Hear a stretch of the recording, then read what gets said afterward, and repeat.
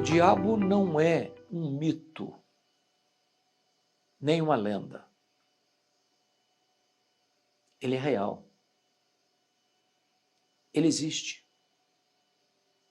E ele age. O diabo não está sozinho, ele tem uma corja de anjos caídos, chamados demônios, principados, potestades, dominadores deste mundo tenebroso e forças espirituais do mal. Eles não são uma lenda, são seres reais, embora invisíveis, que atuam nos filhos da desobediência. Hoje eu quero conversar com você sobre um ataque infernal. À luz de Apocalipse 9, versos de 1 a 11, quando a quinta trombeta do Apocalipse foi tocada. É uma espécie de invasão de demônios na terra para atormentar os homens. E eu chamo a sua atenção para esse texto. Eu vou lendo e expondo. O quinto anjo tocou a trombeta e vi uma estrela caída do céu na terra. Veja você que essa estrela caída é o diabo. E a estrela está caída.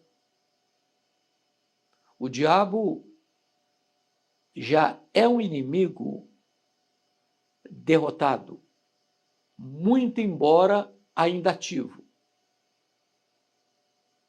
Deus o lançou do céu à terra, quando quis ser igual a Deus e superior aos outros anjos.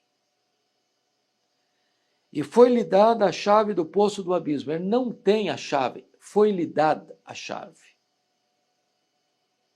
A Bíblia diz que quem tem autoridade suprema é Jesus. Foi dito a João, e Jesus disse a João lá na ilha de Patmos: eu sou o primeiro e o último. Eis que eu estive morto, mas estou vivo pelos séculos dos séculos, e tenho as chaves da morte e do inferno. Agora essa chave do abismo lhe foi dada. E o que é que vai acontecer? Está escrito. Essa estrela caída, que é o diabo, abriu o poço do abismo. E subiu fumaça do poço como fumaça de grande fornalha. E como a fumaceira saída do poço, escureceu-se o sol e o ar. Então, é uma linguagem figurada aqui. Um poço que está fechado, a estrela caída recebe a chave para abrir esse poço, e quando ele abre esse poço, sai uma fumaceira que escurece o sol, que escurece o ar, deixando tudo lôbrego, escuro, poluído. Agora, veja você comigo. Também da fumaça saíram gafanhotos para a terra. Aqui, gafanhoto é um símbolo dos demônios. Gafanhoto é um dos insetos mais devastadores. Andam em bandos. Quando atacam a vegetação, tudo destrói. O gafanhoto tem a capacidade de comer e defecar ao mesmo tempo. Se ele chega numa plantação, numa lavoura, num pomar, deixa a planta em carne viva.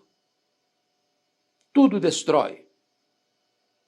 E diz o texto, e foi-lhe dado poder como o que tem os escorpiões da terra.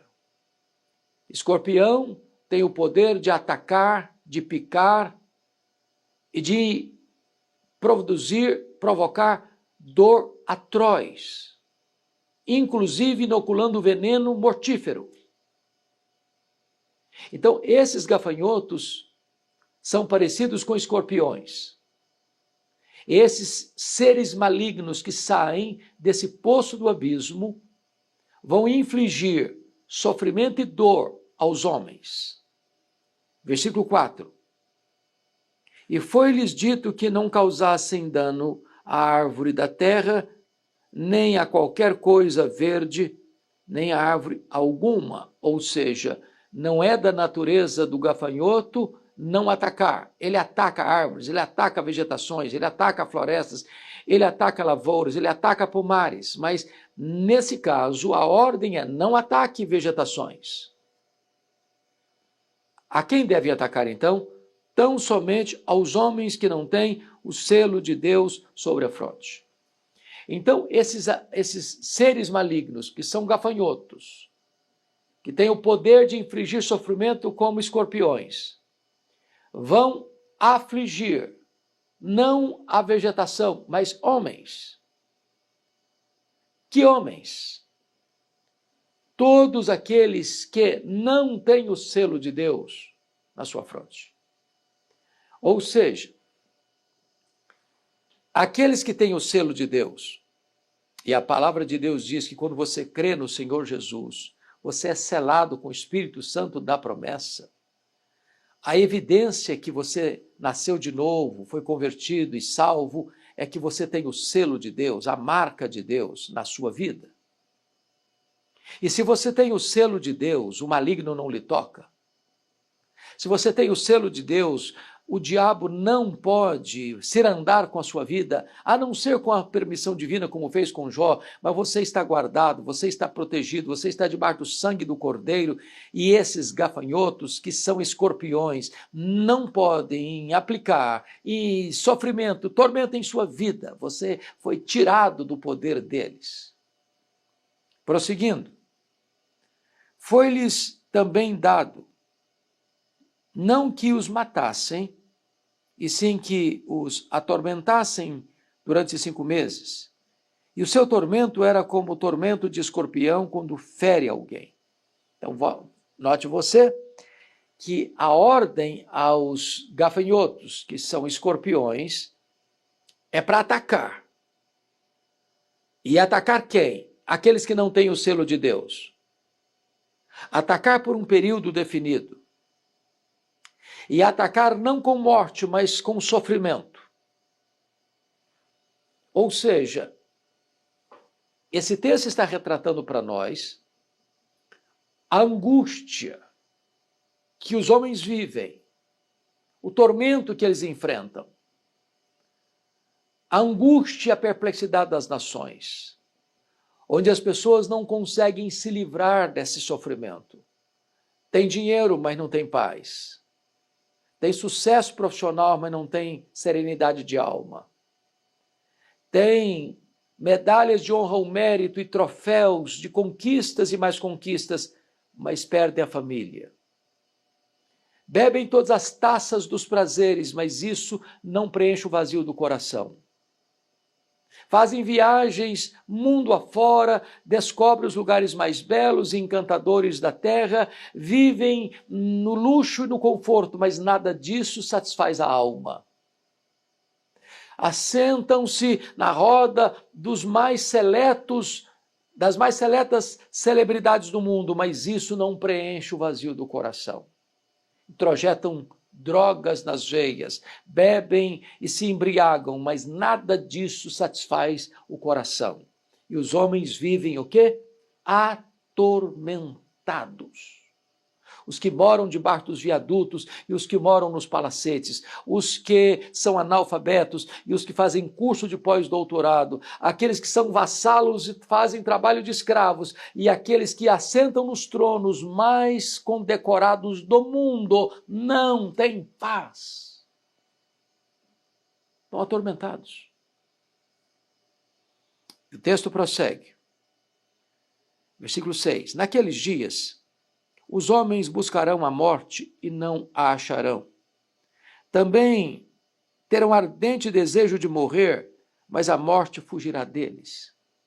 Aqui há algo interessante, porque o que o texto quer dizer é que esse tormento, essa falta de paz, este vazio, esse desespero, nem a morte consegue sanar. Ele não está dizendo que se uma pessoa se jogar na frente de um caminhão com 30 toneladas, ele não vai morrer, ou que se ele pular do 10º andar de um prédio, ele não vai se esborrachar no asfalto. Não é disso que ele está falando. O que ele está falando é que esse tormento, a morte não pode pôr um ponto final. Aqueles que, iludidos, pensam que, se cometerem suicídio, eles vão aliviar essa dor que os atormenta, enganam-se, porque a morte não é o fim da existência. Depois que o homem tira a sua vida ou é ceifado por circunstâncias, a vida continua na eternidade. E, se estão atormentados aqui pelos demônios, serão atormentados para sempre, nas trevas exteriores, onde haverá choro e ranger de dentes. Não há alívio para essa dor nos homens, nas experiências da vida, exceto em Cristo. Prosseguindo, versículo 7. O aspecto dos gafanhotos era semelhante a cavalos preparados para a peleja. Então veja bem que eram gafanhotos que agiam como escorpiões e que agora são comparados a cavalos preparados para a peleja. E aqui ele vai descrever esses gafanhotos, que na verdade são escorpiões, que parecem com cavalos, que são demônios, que saem do poço do abismo. Como é que são esses demônios? Primeiro, está escrito, na sua cabeça havia como que coroas, parecendo de ouro, ou seja, esses demônios têm liderança e têm comando. A Bíblia chama de o príncipe da potestade do ar, o Deus desse século. A Bíblia fala de principados, potestades, dominadores deste mundo tenebroso e forças espirituais do mal. Esses espíritos malignos que saem do poço do abismo para atormentar os homens, eles controlam as pessoas. Eles fazem das pessoas capacho, cavalos, aparelhos. Subjugam as pessoas, escravizam as pessoas. Segundo, o seu rosto era como o rosto de homens, ou de homem. Então veja você que são gafanhotos, que na verdade são escorpiões, são como cavalos preparados para a batalha, tem coroa na cabeça e tem rosto como de homem. Significa que esses seres malignos têm inteligência, são articuladores, têm estratagemas, nos estudam buscando formas e meios de nos colocar armadilhas, laços, arapucas, investigando-nos para saber quais são os nossos flancos abertos, ou os nossos calcanhares de Aquiles, ou os nossos pontos vulneráveis para nos atacar. Mas tem mais. Versículo 8. Tinham também cabelos como cabelos de mulher. E o que significa isso? Esses seres malignos têm sensualidade, ou produzem sensualidade, ou provocam sensualidade. O caso aqui dos cabelos é uma referência aos cultos pagãos, onde em cerimônias de bacanais as mulheres esvoaçavam seus cabelos, provocando assim desejos e paixões sexuais para as festas promíscuas de bacanais. O que ele está dizendo é que esses espíritos que saem do abismo, que são gafanhotos, que são escorpiões, que são cavalos preparados para a batalha, que tem coroa na cabeça, tem rosto de homem, tem cabelo de mulher, invade a terra com uma onda de sensualidade. E essa é a realidade que nós estamos vivendo hoje.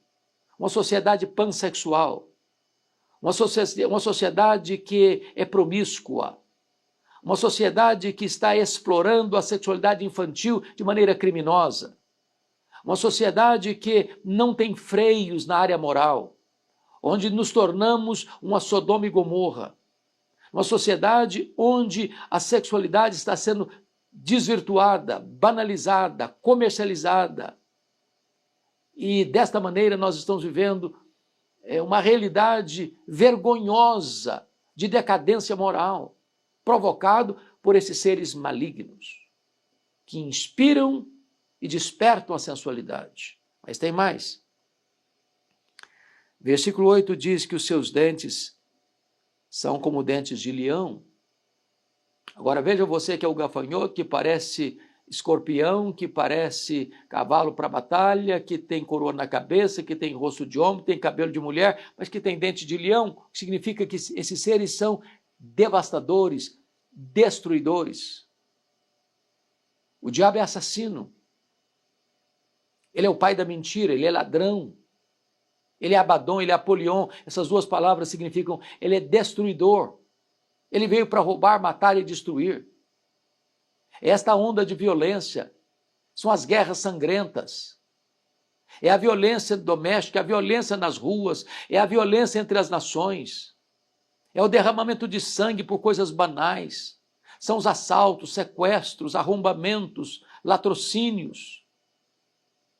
É o sangue vertido nas ruas por causa desta violência que esse ser maligno, ou esses seres malignos estão motivando, inspirando, destruindo, como dentes de leão. Mas tem mais. O versículo 9 diz que tinham couraças como couraças de ferro. E o barulho de suas asas, que as suas asas faziam, era com barulho de carros, de muitos cavalos, quando correm à peleja. Couraça de ferro significa que eles são inatingíveis por armas convencionais. Você não luta esta guerra com tanques, com fuzis, com metralhadoras, com canhões, com bombas. São armas convencionais. Precisamos de armas espirituais, poderosas em Deus, para destruir fortalezas e anular sofismas. Você não vence esses inimigos terríveis com armas convencionais, no braço, na força do braço da carne. São seres espirituais que precisam ser enfrentados com estas mesmas armas espirituais. Paulo falando lá, precisamos do poder de Deus, precisamos de toda a armadura de Deus, para ficarmos firmes contra as ciladas do diabo. E o texto prossegue. Tinha ainda, versículo 10, uma cauda como escorpiões e ferrão. Na cauda tinha poder para causar dano aos homens por 5 meses. E tinha sobre eles, como seu rei, o anjo do abismo, cujo nome em hebraico é Abaddon e em grego Apolion. O que esse texto está nos dizendo? Que esses seres malignos, que são escorpiões, que são gafanhotos, como escorpiões, como cavalos de guerra, que tem coroa na cabeça, que tem rosto de homem, tem cabelo de mulher, que tem dente de leão. Agora eles estão ferroando os homens, atormentando os homens, e eles são liderados por este ser descrito no verso 11. É o rei deles, é o líder deles, que é o diabo, que é Satanás, que é a antiga serpente, que é o leão que ruge, que é o Deus deste século, que é o príncipe deste mundo, chamado aqui por 2 palavras, uma hebraica, outra grega, Abaddon e Apolion, e ambas as palavras significam a mesma coisa, o destruidor. Ele veio para roubar, matar e destruir. Então, esta é a batalha, é o ataque infernal. Ora, você não precisa ser um grande entendedor para olhar para o mundo, para a sociedade, para o Brasil, para as outras nações do mundo e perceber este ataque infernal. Ataque infernal em todos os setores da sociedade. Ataque infernal não apenas nos antros do pecado, mas nos lugares muito bem ornamentados e condecorados e aplaudidos por grandes líderes. Este ataque infernal na questão dos antros do pecado também. Daqueles que traficam drogas, daqueles que fazem parte do crime organizado, daqueles que vivem para cometer atrocidades, daqueles que vivem mamando nesta teta do diabo para praticar a violência, a corrupção, a maldade, a promiscuidade. liderados por Abadão e por Apolion, governados por esse rei maligno. Este é o retrato sombrio da sociedade sem Deus. Agora, tem esperança? Tem saída? E a resposta é sim, sim. Este ser, essa estrela caída, que é o diabo, que é o Abadão, que é o Apolion, que é o rei desta corja do inferno, é uma estrela caída. Ele foi expulso do céu. E na cruz Jesus esmagou a sua cabeça e triunfou sobre os principados e potestades. E esse ser maligno já está sentenciado.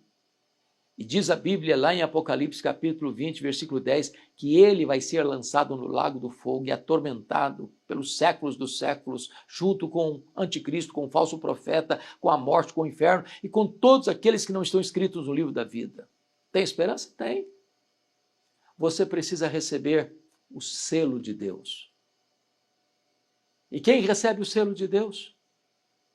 Todo aquele que se arrepende dos seus pecados e crê no Senhor Jesus é selado com o Santo Espírito da promessa. E aquele que é nascido de Deus, Deus o guarda e o maligno não lhe toca. Você está nas mãos de Jesus e das mãos de Jesus ninguém pode arrebatar você. Esses gafanhotos, que são escorpiões, não tinham autoridade para atormentar aqueles que tinham a marca de Deus, o selo de Deus, o sinal de Deus sobre a sua vida. Então, você quer ficar livre deste ataque infernal? Renda-se a Jesus. Entregue a sua vida para Jesus. E você será protegido, guardado por toda a eternidade. O apóstolo Paulo, entendendo esta verdade gloriosa, disse assim: se Deus é por nós, quem será contra nós? Aquele que não poupou o seu próprio filho, antes por todos nós o entregou, porventura não nos dará graciosamente com ele todas as coisas? Quem tentará acusação contra os eleitos de Deus? É Deus quem os justifica. Quem os condenará? É Cristo Jesus quem morreu, ou antes quem ressuscitou, o qual está à destra de Deus e também intercede por nós. Quem nos separará do amor de Deus que está em Cristo Jesus? Será perseguição, angústia, perigo, espada, fome, nudez? Por meio de todas essas coisas, somos mais que vencedores em Cristo Jesus. E Paulo diz: eu estou bem certo de que nem a morte, nem a vida, nem anjos, nem principados, nem poderes, nem altura, nem profundidade, nem qualquer outra criatura poderá separar-nos do amor de Deus que está em Cristo Jesus, nosso Senhor. Se você entregar sua vida para Jesus, você tem segurança eterna. Ninguém pode tocar em você. Neste ataque infernal, você está guardado nas mãos de Jesus, de onde ninguém pode arrebatar a sua vida. Se essa mensagem ajudou você a compreender melhor este assunto, se esta mensagem encorajou e abençoou o seu coração, por favor, nos ajude, compartilhe-a com outras pessoas, leve esta mensagem para mais outras pessoas. Certamente isso poderá ser uma bênção na vida delas. Desejo que Deus abençoe sua vida, desejo que Deus guarde a sua família, desejo que Deus sustente você e conduza você em triunfo.